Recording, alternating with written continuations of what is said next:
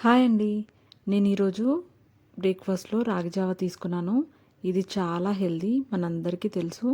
కానీ ప్రెగ్నెన్సీలో తీసుకుంటే బేబీ బ్లాక్‌గా పుడుతుందేమో అనే డౌట్ ఉంటుంది. అలా ఏమి ఉండదండి. రాగులలో ఐరన్, కాల్షియం ఉంటాయి. సో, మదర్‌కి అండ్ బేబీకి చాలా మంచిది. బేబీ గ్రోత్ అండ్ బోన్ డెవలప్‌మెంట్‌కి హెల్ప్ అవుతుంది.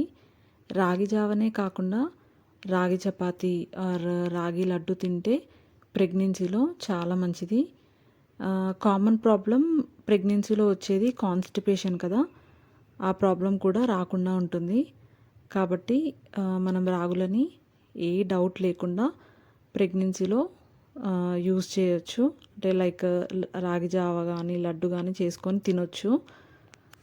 నేనైతే ఇలా తీసుకుంటానండి.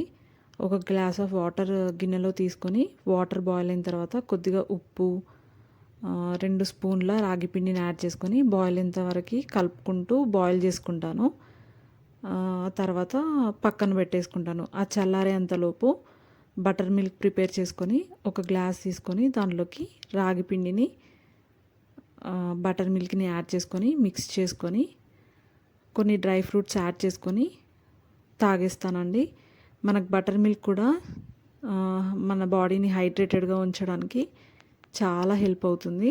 సో, రాగి జావలో నేను బటర్ మిల్క్ యాడ్ చేసుకొని తాగుతాను.